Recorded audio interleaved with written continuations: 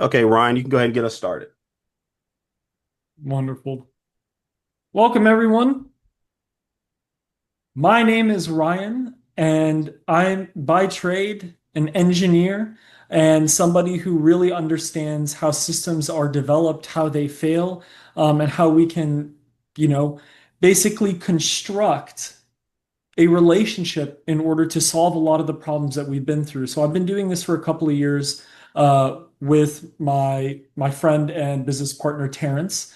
And the way that I come at it is really understanding from a process perspective about why our relationships may not be fulfilling, where they can go wrong, what makes them dangerous, or at the end of the day, there might not necessarily be anything wrong or toxic about it, but we see that or feel that it's empty and it's not really moving us forward to where we want to be. So, as an engineer by trade, I'm very good at picking apart the reasons why things aren't the way that we want them to be and how we can put a repeatable process forward in order to build something that's holistic, healthy, and happy for us. And I partner with Terrance quite often, specifically because of his expertise and what he has to bring to the table. And I think there's no one better to talk about it than Terrance himself. Hello, everyone. I'm a former criminal profiler and criminal investigator. They used to work for the government. Now I work primarily with the private sector as well as individuals. So what my goal really is to show people some of the signs of problematic behavior early on and way before we end up inviting these people into long-term partnerships or long-term romantic relationships. The other thing that we're going to do is start looking at the signs of healthy people and start planning out what kind of life we really want to have with the environment, ourselves, and romantic partners. So what we're going to talk about here is something I call the corrupted. Now, these are problematic people that use spirituality or religion to further their criminal enterprise or their just personal desire to cause mischief on other people. So one of the most famous is, of course, Charles Manson with the Manson family. And in case anybody doesn't know, um, he directed his followers, the Manson family, to commit a series of brutal murders in 1969. He used psychological manipulation, including LSD, threats of, the end of the world to control members. One of the reasons I included a picture of him is Charles Manson was not a particularly tall person. Many reports said he was right between 5'2" and 5'4", but his charisma and his ability to manipulate others made up for what he lacked in size. But that's just a stark reminder that danger is danger. Next, we're going to talk about Warren Jeffs. He was a fundamentalist LDS church member. There's been a lot of series that talked about that church and a lot of the forced marriages, multiple assaults, specifically with young children. And one of the tactics this person used is he claimed divine authority. And he claimed that divine authority that means essentially you can't argue with me anymore.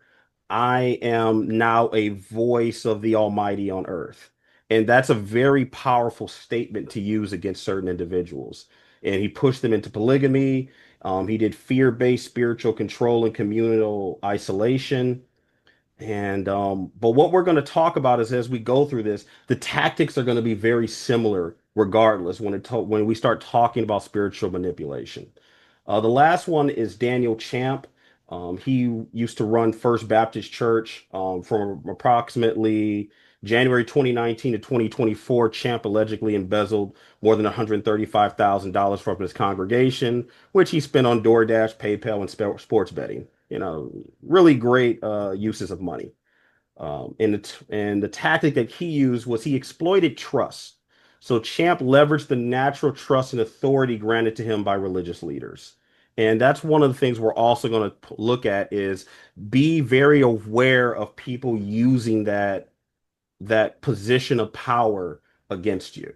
And Ryan's going to get a lot more into that very soon. So you go to the next slide. So These are going to be the 8 steps to religious manipulation. And this is going to be the steps you're going to find very common. I'm going to do the first four, then Ryan's going to do the next four. So for the first step is usually going to look for a vulnerable individual.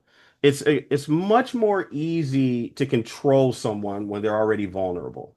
So we look for people that have needs, especially people that are quick to tell strangers what their pain points are. And that's why it's always you want to be careful telling people the ways to hurt you, especially if you haven't first verified that they're safe. Next, you will see a lot of spiritual love bombing. And these are usually lavish comments saying, God led you to me. You're the chosen one. You're chosen for great purpose. And sometimes these are legitimate, compliments. Other times it's people priming you to the next stage of this. In the next stages, they're going to claim to have a specific connection to divine knowledge. They might call themselves a visionary, they might call themselves a prophet. But the reason this is so important is because at this stage, no other person that's a regular quote unquote person can challenge their authority. So at this stage, the person is getting rid of checks and balances, and it's no longer a level playing field. Next, and this is what I really call the tipping point, is they introduce fear and guilt into your life. And so they're warning of spiritual guilt. They're making statements and about how dangerous it is for your soul or for your life or your spirituality to be destroyed or to be tainted. And once they introduce the guilt, usually they are the only person that can save you at that point. And that's the important part is they're throwing out a lifeline that they're the only ones that can save you. And that introduces the understanding that no one else can help that person. And now we go to the next part. Go ahead, Ryan. Thank you, Terrance. So that next part, after they take you from introducing fear and guilt. So a lot of the time when we feel fear and guilt, we start to look at ourselves as the problem, whereas the person in front of us is usually the problem, and they're taking us into dangerous territory. And once we start fearing something and making decisions out of fear rather than out of knowledge or information or, informed decisions, it's very easy to get us to rush to make rash decisions. And where Terrence left off of, they're the only person perceived that can help or save you. Now, your rushed fear decisions are usually led to isolate you from anybody else that can help talk some sense into you. Anybody that might be able to tell you, hey, it's a bad idea to only take from one person and this person might not be good for you, they're going to isolate you. And once that person isolates the victim, the target, it's very easy to manipulate them through fear and guilt and the other tactics we talked about before. Because now it's very difficult for people to talk some sense into you. Once you're completely isolated and making rash decisions out of fear, guilt, shame, any one of those things, they start to ask you to show up and be a true believer. Well, if you're a true believer is going to start sacrificing. So, what are you going to sacrifice? How are you going to prove yourself to the cause? And this can start being very dangerous because if we're already isolated from the people that love us and truly care for us and want what's best for us, that can help us snap out of it, anybody who can intervene, now we're not quite understanding what's going on. And now we're going to be told to isolate ourselves further, sacrifice our health, sacrifice our sanity, sacrifice our money, sacrifice our freedom in life in order to be a part of whatever this cause is. Whether that's a cult and a cult cause, or whether it's the agenda of whatever person is trying to manipulate me. And what that gets into a lot of the times is demanding a sacrifice where it's actually abuse and control that's masqueraded as a sort of righteous sacrifice that we should do. So, for instance, Many religions have their own form of fasting. In fact, every major religion I can think of has their own form of fasting.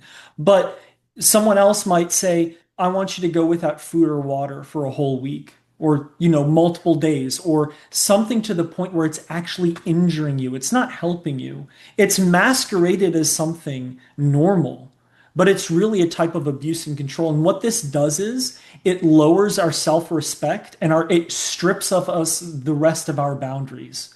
And once we no longer have those boundaries, that's when we're trapped. And that's where they continue this cycle for that step 8 of deepen the entrapment. They continue to normalize these things so that when anything pops up, when a parent tries to call us, when a friend tries to call us, when somebody from our community found out that we're talking to somebody that we're not supposed to and they send us a letter, they do anything, the next step is to remove the ability for people to contact us. And when it comes to cults, this looks like moving into a compound. When it is a singular person that is manipulating us, it can look like things like, oh, I think you should block your mom on your phone so she can't even talk to you. And it's now because we've been stripped of our normal boundaries, they're now setting the boundaries that they want for us, which keeps us entrapped. So we need to be very careful about this process. Mm. So, what that takes us into is one of the ways that people can use charisma or powerful, validating statements to get us to listen to them in the first place. And what this looks like is in the form of appealing to our emotions through empty validation. There are a lot of empowering sayings that we find in scripture, that we find in religious teachings from around the world. And a lot of them uh, tell us certain things like, you are special because, a creator decided that you needed to exist. Many of these sayings are definitely helpful for us when we're at our lowest point in life and wondering what's the meaning about things. But they have a specific wisdom that manipulators will ignore and use in other cases. They will make us believe that we are amazing, successful, unique, wonderful, and try and hype up our sense of pride in ourselves. But it goes far beyond that. It can go towards making validating statements that can help get us into dangerous situations when we should have never entered them to begin with. This could be something like appealing to our sense of pride or arrogance in ourselves. Like, don't listen to what anyone else thinks. You're amazing. You know exactly what you're doing. You're special. You're awesome. Yeah, you should make that, investment with your life savings. Oh, and by the way, I think you should invest in my cause, not anybody else's, because you know what you're doing and you're absolutely good at what you're doing. And the thing is that these emotional validating statements that can help us when we're at our worst, that religion can really help us solve and come to our senses, can be used in nefarious purposes to get us into deeper trouble. And it's because they focus on the emotional validation and making factual statements that need to be backed by evidence but aren't. So if somebody comes and tells me, yeah, you know exactly what you're doing. You're an adult. You have a college degree. Don't listen to what anyone else says. You know what? It's okay. My cause is good. You can afford the $20,000. I want you to invest. Well, we have a lot of factual statements that if we don't just stop for a second and think about somebody praising me, we always like that. We always like to be praised. I don't know anyone who doesn't like to know that what they're doing is good or that they're successful at it. But the moment that somebody tells me that I'm awesome and then asks something for me, we need to take a step back and go, but why? So I would love to be amazing with money, but is there proof in that? And is there proof in the success of what they're asking me to do? And that's the part that a lot of us tend to miss is we get flattered by somebody's emotional praise that we then jump to make decisions without really thinking about what are the facts here. So that's where somebody starts looking at who's vulnerable. If we're vulnerable to emotional manipulation or the fact that all that somebody has to do is make us feel good and then we make the decisions they want us to do, that's how they start picking out their victims in one of many ways. And the next thing they do, Terrance, Is they appeal to authority. So the statements often look like God says, or God told me, or I know because of God. And the reason that these statements are often problematic is ironically, for some apparent reason, what God wants or what the spiritual thing that the person is trying to get across from the other person, it just so happens to be the exact thing that the other person wants from you as well. And that's where we get very problematic. Now, what they'll often do is the punishment for disobeying at this stage is not usually physical punishment. It's often disappointment. That if the person doesn't give me what I want, this person is now disappointing me, they're disappointing the congregation, they're disappointing all their other friends. So it's so much, it's so problematic because it takes us back to being 7 years old again, where we're just trying to be, we're trying to make friends, we're trying to be part of a community. And the individual is now in front of us basically saying, this is what the Almighty wants. If you say no or you're against it, then now you're against the Almighty. Now you're against this whole group. You're against everyone. And that's why this statement has to be looked at very, very, very, very carefully. And if somebody is very quick to say what God wants, I would want to see their evidence, especially when what they want hurts other people. And that's where it always there's going to be the hurt, and then there's going to be the dismissive of the hurt. And you know often this happens quick, so we're going through these slides, the switch up of I'm here to help you, and then quote unquote now I'm here to hurt. That switch up can happen very, very fast. And that's why it's important to, whenever we get that feeling, and especially in our gut that something isn't right, Mhm. this is the time to step back. Because often, and I've spoke to so many victims over the years, is there was a sense that something wasn't right, and we keep moving forward. Even in my own life, when I looked at different cases, and I had a bad feeling about something, but I could feel it. That is not to be ignored. That is our biology trying to protect us.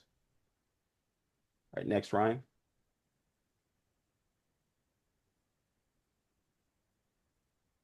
So Terrence introduced a little bit. It's not just what God told me, or sorry, what God says you need to do this, but also no, God told me specifically.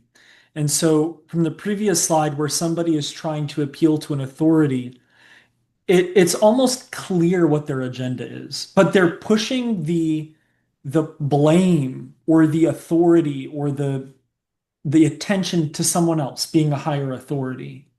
But it can get really personal when they start going, no, God told me. God told me that we're meant to be together. God told me that you need to do this, right? As soon as somebody is saying, God told me or God is speaking to me, and they're trying to tell you what to do rather than focus on what they need to do for themselves, I would start to get very concerned or critical. And the reason being, because we're not here to step on anybody's religious beliefs, is understand that when it comes to religion,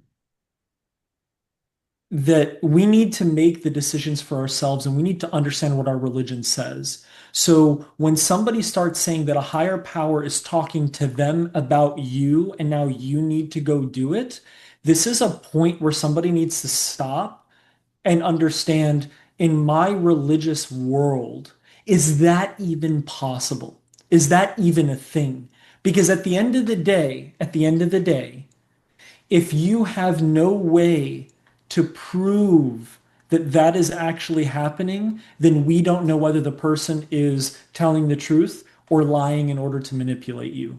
And it's very easy, instead of saying, I want you to do this, or I think you should do this, or even commanding somebody, go do it, is just to say, but God told me that it's this way. And people use this false relationship or a false sense of relationship with something that you hold dear, like your inner belief or working with God, that if they can say, well, this person or this deity, this higher power that you respect and that you want to be close to, I'm close to them too. I might even be closer to them than you. And now I'm telling you about this conversation that I'm saying happened. And this can make it very difficult to get out of because it's almost like they're trying to trap you further and further and further in your emotional system. But at any point, if we understand, is this even possible? Is this something that can happen in my religion? Is this something that even makes sense to me? That point, just asking ourselves those questions and answering it helps us get out of it. So we need to be very careful when somebody is telling us, God told me you were the one for me. God told me in our future we're going to be married and have this many kids. You just don't know it yet. Well, as much as that person may want to believe that's true, if God didn't tell me that, then I don't need to be worried about what God is telling other people about me and what I need to do. Um, we just need to be very careful about taking authority from somebody that we haven't actually established as an authority over us. And this appeal to God, whether I'm saying God says you need to do this or God told me about you and that you need to do this, they come from the same place. If that person isn't truly an authority, then we need to be very careful about when we're listening to people who are telling us these things. Absolutely. So, what the bigger problem we're seeing is this appeal to fear. And it seems like every 5 to 10 years, there's a boogeyman movie that comes out. But this is a very real concept. And it's so effective because when we're in fear and flight response, we're no longer thinking logically because now it's just survival. And now we're not just talking about the survival of our human body, but now we're talking about the survival of our spiritual soul. And that is why the concept of fear has to really be looked at. And this is why it's also important to know your religion. Because in essentially every popular religion, if you look at the top five most popular religion, there is a concept that keeps coming up in the text over and over again, and it is that thou shalt not fear. But that will be the exact tool that the manipulator will try to use against you, is to try to get you to be afraid. So if you're stuck in a situation, and like I was a long time ago, where I was confused with spirituality or religion, and the people that are making you feel uncomfortable. They're using a bunch of fear instead of hope. That is often the sign of the problematic person themselves. Next slide. Absolutely, Terrence. And to add to that, if if we're going to be honest, right, most major religions have a sense of a justice system. And part of that justice system is that if you do something against the rules, there is a certain type of punishment. But the thing that manipulators do is they only focus on fear. So fear can be a very powerful way to motivate us to do the right thing when we feel guilty. Or, we all have vices. Maybe we get angry too quickly. Maybe we lash out at people we shouldn't, and we need to go back and apologize to them. Maybe we have other problems, and our religion says, hey, those things, don't do those things. And if you do, you're going to be punished. fear can be a very helpful tool so that in the moment, right? If hope doesn't help us, fear can help us go, but I don't want to be punished for that and I'm afraid, so I'm not going to do that. But usually in our lives, operating on fear is very stressful and it's a very easy way to control. So although it's helpful in limited quantities, the next thing is what am I looking forward to? Where is the hopeful part of this? And the hope in a lot of these religions is fear the punishment, but always have hope that your situation changes, hope that things can get better, hope in the deity themselves of being merciful. There's always another side to it. There's always two sides, that there is a punishment in a justice system and something you should be afraid of, but there's always the good part of it and a way to better yourself or to be in a different situation or understand that there is mercy. It's not just justice, there's mercy. And so when we're talking about appealing to fear, it is a focusing on fear and nothing else. And that's what we should be critical of when we start to hear somebody only talking out of punishment and fear. Because I'm going to be honest, at the end of the day, whether it's religion or something else, if I'm making a mistake, even if at work, right, does it really help me to threaten me and tell me about all the bad things can happen? Or is it also helpful to say, hey, I just want you to know, if you've been having these problems and if you keep messing up, the company may be looking to lay you off, and I don't want you to get laid off, but here are some helpful tools in order to get better. Don't worry, you're not being fired yet. There's always something good to do. Here's what you can do to get better. And then that person, that mentor, that boss that is actually wanting to help you move forward. I mean, if we talk about employment, it's very clear. I don't want the person who just says, yeah, if you don't fix this, you're fired and then logs off. And that's what it looks like in manipulation. If you don't do this or don't do the thing that we told you, here's your punishment. But there's never hope. And that's something we need to be careful of. Absolutely. Kind of in short, fear without mercy is cruelty. Beautiful quote. Couldn't have said it better. Thank you. And this now gets into guilt because, if especially if we're good-hearted people and we have a fear of disappointing the people we love, especially if it's a higher authority, a god, whatever that may be. We don't want to disappoint them. We don't want to do things wrong. And so weaponizing guilt is another extremely efficient tool that can be used again to attack us based on our emotions.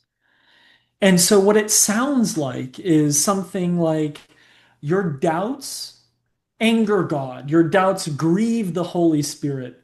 And a faithful believer wouldn't act that way. Now, if you're already in a state of being beaten down or feeling bad about it, you know, like I said in the last one, just out of fear and threatening doesn't really help us.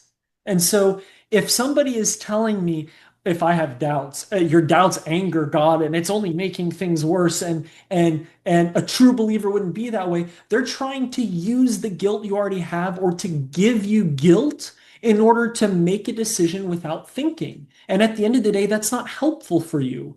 A common problem and a common solution to that problem that we see time and time again is the solution. The problem is that we don't place a large enough emphasis on understanding our religion and what it says.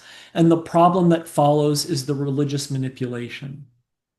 And so somebody who's truly trying to help us in our journey, what our problem, whatever that is in life, and there's a religious component to it, just like in the boss who's actually going to mentor you and help you and give you stuff helpful resources, train you, versus one that just threatens you and logs off a call or walks out of the room. The same thing happens if we feel guilty. They may tell us the truth, But at the end of the day, it's not, and I'm going to kick you when you're down and use that to get you to fall in line. It is, that may be true. Whatever stance it is, maybe, a faithful believer may not feel that way, but at the end of the day, that statement won't help somebody who has doubts. What will help them is actually answering those doubts. And so at the end of the day, all of these things, whether it's weaponizing guilt, appealing to fear, appealing to authority, is rather than giving you something that will actually help you, it's making quick, witty statements and trying to move the attention off that other person in order to get you to capitulate to them and what they want based on emotional control. So even if we might have done something that was bad, even if we do something that angers God, right? Even if we do something and we feel guilty, what helps us is not let me make you feel more guilty and beat you into the dirt and offer no resolution other than be better. What actually helps us is, well, why did we do those things in the first place? And someone coming to us with a helping hand who sincerely wants to help us is obviously different than someone who continues to feed us negativity into our emotions. And the fact that we feel negative emotions is what's causing us to listen to them.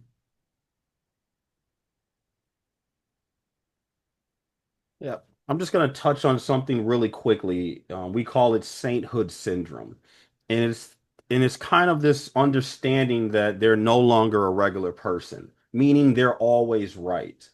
So one of the signs that you're dealing with someone or a group of individuals that are not operating in good faith with spirituality or religion is they continue to find a way that they're right. They're not willing to hear other conflicting ways to live, especially when it's not necessarily clear that they're right. Something as simple as something that is not laid out in their text, but they're wanting you to live a certain type of way. One of the examples of this is the classic movie The Wicker Man. I'm not talking about the one that came out in 2006 with Nicolas Cage. That was a pretty horrifically terrible movie, but the original one. And one of the signs that they were dealing with a cult was that no amount of logic could convince this group of individuals that there might be another way to solve problems. There couldn't be another possible reason why while their crops weren't working out or while the economy wasn't working out. It had to be because they had to, end up sacrificing someone. Mhm. And it's that breakdown of communication, just like any other relationship. I don't care if we're talking about a potential relationship between spirituality or a relationship of uh, between a boss and a worker or a romantic relationship. If this person always has to be right, the relationship will suffer. And it's a sign that this person probably isn't the right person to have in your life. What are your thoughts on that, Ryan? It's natural for us when we have a conviction or a belief um, to want ourselves to be right. And sometimes, especially when we make mistakes that might be harder to swallow, it's a little harder for us to accept them. But I want to make it clear that there are people that might still be on their journey in life of accepting that they're wrong and changing their belief system. But then there are the people that we're talking about, which means that they can never be corrected, ever. And that there is no room for improvement or even saying I'm sorry or I'm wrong and changing their belief. And what they're going to do, and what we're talking on the next slide, is they're going to find something that they can take out of context in the religion to support themselves being right. Again, appealing to a higher authority. And that's what we really got to be careful of because in life, there isn't one small book of a few pages that encompasses all instructions and all wisdom in a way that we can read one time and know everything. Life, honestly, is a journey. If you believe in a scripture, if you believe in the Bible, you believe in the Torah, you believe in the Quran, you believe in the Vedas and Upanishads, you believe in the Buddhist holy scriptures, which I unfortunately forgot the name of. Whatever you believe in, every major respectable scholar, priest, whatever label you want to give them, will always talk about a lifelong journey about uncovering more and more and more wisdom about the same holy book whose words don't increase. And so sainthood syndrome is like picking and choosing things and then saying, here it is, it's so easy. See, here's what you need to do. And no matter how you want to argue with me, I can find something else. And even when you provide them something, they're not able to accept it. So we need to be very careful about somebody always being right. Everybody makes mistakes. That being said, jumping into picking and choosing. Not all of us, in fact, most of us aren't necessarily going to be scholars and people who dedicate our lives to understanding the ins and outs of history and the history of our religion and how everything fits together. And that's we don't need to be that. But part of what manipulative people do is they pick and choose what they want from a religion. And the things that they don't like, they kind of toss to the side.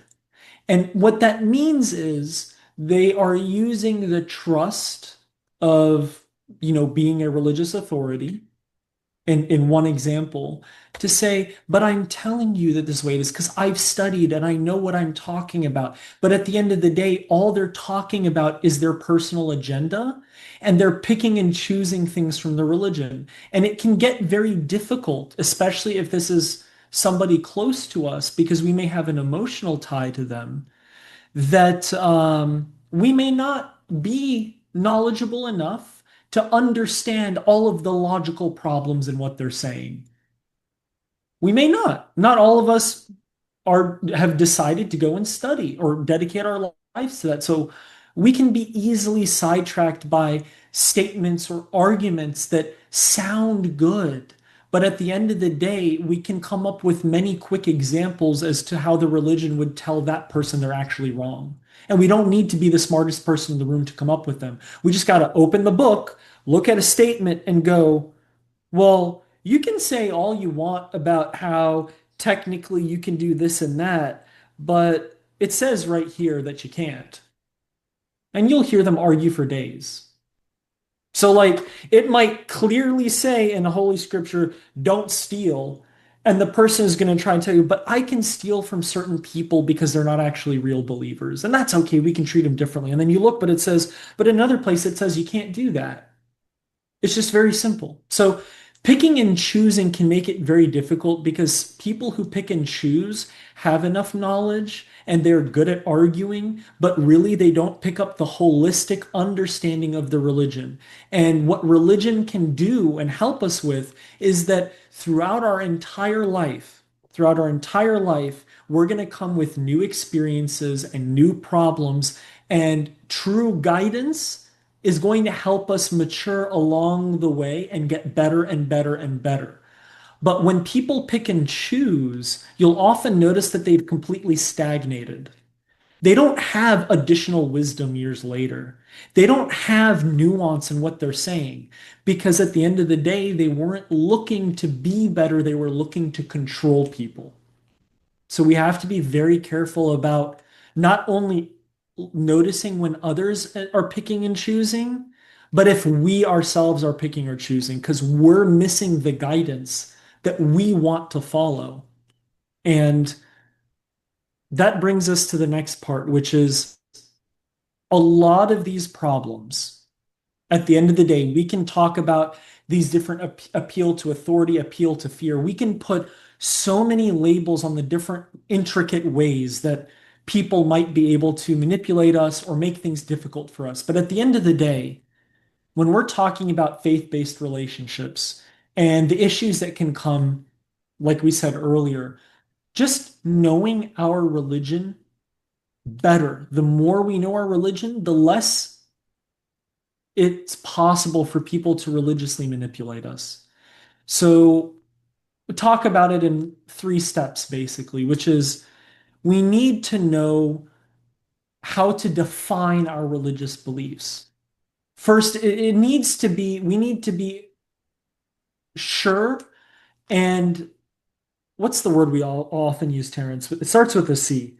Um, What conviction? What? Conviction. Thank you. We need to have conviction in being able to explain to ourselves. Doesn't need to be anybody, it's to ourselves. Am I calling myself part of a specific religion? And what are my beliefs? Because it's very difficult for somebody to come in to a relationship with you and start telling you, no, but the religion actually says this and you're wrong, and I'm going to force change beliefs on you if you already have that conviction. And the next step is not just knowing what are my beliefs and what is my religion and what does that mean, but understanding enough of its wisdom and guidance to be able to say, well, it wants what's best for me, but what does best for me mean? Are there boundaries? What are those boundaries? If I want to be in a relationship, if I want to get married, what are the rules of engagement? How does it want me to do that? Because if those are clear to us, manipulators are going to be it's going to be very difficult for them to change our boundaries, to get rid of those boundaries so that they can set new boundaries and new standards. But if they're very clear to us at the very beginning, what Terrence and I have been talking about for throughout this whole series this year is know what your non-negotiables are and don't negotiate. What do you need? And if somebody is obviously trying to change that, you can easily say, no problem, thank you very much, no thank you, and move on to the next person. The third part of that is having a clear understanding, a clear authority of where you learn your religion from outside of the relationship. So, to give you a more benign example, if my wife and I have an argument and my wife tells me, actually, what you said is wrong or what you're doing is wrong, and it's actually against the religion and you need to change, have an established authority, somebody I know that is more knowledgeable than me and her, who I have vetted and understand that they're an authority to help me understand my own religion. And if I go to them and they say, oh, your wife is absolutely right, here's where you messed up, I can go, okay, that makes sense. And I can go apologize and move from there. So it's also helpful for ourselves to move forward in a relationship. But if I didn't have that, it could be very easy for somebody else to come and say, well, this is what your religion says and this is what you need to do. Because apart from having a partner, if we have an inbound conviction about our religion, then knowing it enriches our life even more. So we need to understand who actually is an authority outside of the relationship that we can go to learn our religion and understand it better. And that goes to the last part of this, which is aside from religion, right? We may have relationship problems. They may be religious in nature. At the end of the day, though, what a lot of people can tell you is not everyone is meant to be a hostage negotiator. Not everyone is meant to be a social worker. Not everyone has the ability to understand the intricacies in what I'm calling humanities. The communication aspect, the miscommunication aspect, understanding how people feel. And so it can be very easy to get religious rulings from scholars or people that have studied the religion. But interacting sometimes with how people actually are takes a different set of skills. And so that person we're learning the religion from, we might not want to talk to them about our relationship problems. We may want to talk to our mom. We may want to talk to our brothers, our sisters, our closest friends. So having, and this is important, a trusted and vetted, meaning that you actually know that they can help you, a trusted, vetted third party that can give you an outside view and specific helpful relationship guidance to problems that you're having is also so important. Having somebody that you and also your partner trusts, that you two understand this person has the best of intentions for us and is not trying to take sides, but is trying to take the side of truth and guidance. Meaning, if it happens to align with one of us, it's not because they're taking sides, it's because that person happens to be on the right side. This is something we need to understand very well because if we don't have a trusted, vetted source, then we're trusting people we shouldn't be trusting and giving them the ability to give us advice. And then we're taking that advice. And if we don't know if they want what's best for us, this person also might be a manipulator who has an agenda. And that's how relationships get broken up very easily and very quickly through things like gossip, through being suspicious and making statements without any real factual foundation. And that's why it's so important that sometimes we need to step back from a problem long enough to be able to see it from another perspective and having somebody that we both trust and respect and can trust, meaning we vetted them to help us see it is something so important because religion is something that is so personable to us. And if we don't understand what the religion means to us and who to listen to, it can be very easy for people to come in and wreak havoc in our lives. So, in short, this is what I wanted to say. Having a clear conviction in what we believe and being able to define it to ourselves and knowing what its guidance is for us and knowing what its boundaries are for us and having a clear source of knowledge or information from somebody we know knows it better than us and wants best for us is one of the quickest and easiest ways not only to move forward in our religious understanding but to enrich our life, but also the third point is to stay away from people who want to use religious ignorance in order to control us, usually through our emotions and lack of knowledge. And this might be difficult to enact. First thing, it's going to take a while. And so the first thing that I will always ask people to ask themselves is how do I know that this person is speaking the truth?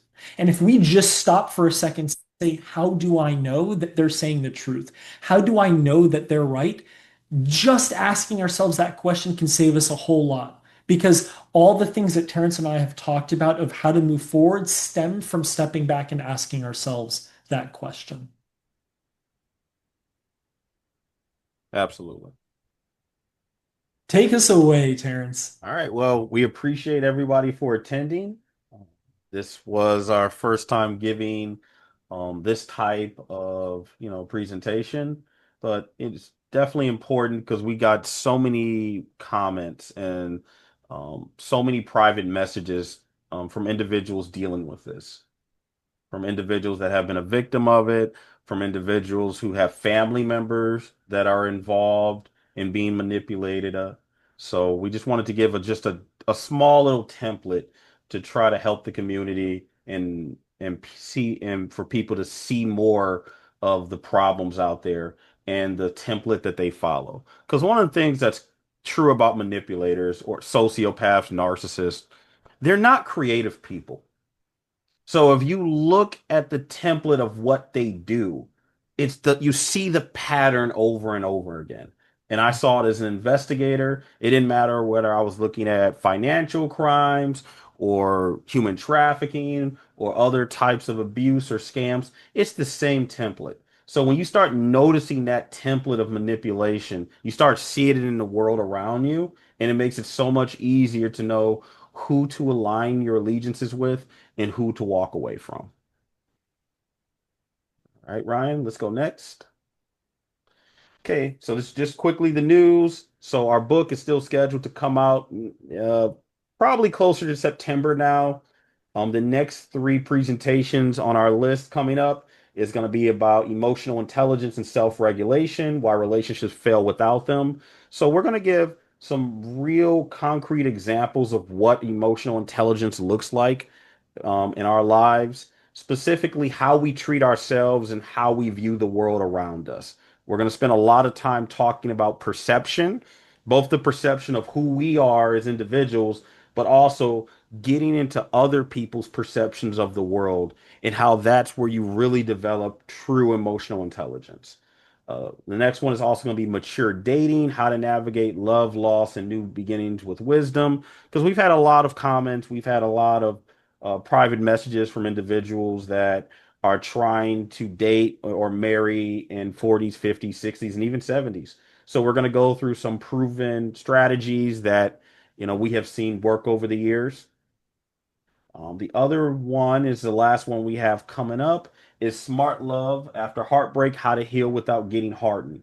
So many of us have had traumatic childhoods, we've had divorces, we've had Mhm. breakups. And one of the things we want to make sure is that we don't define ourselves with our failures because a tendency that happens is we start failing to explain to the world around us just what other qualities we have, what other talents we have, what other goodness we have.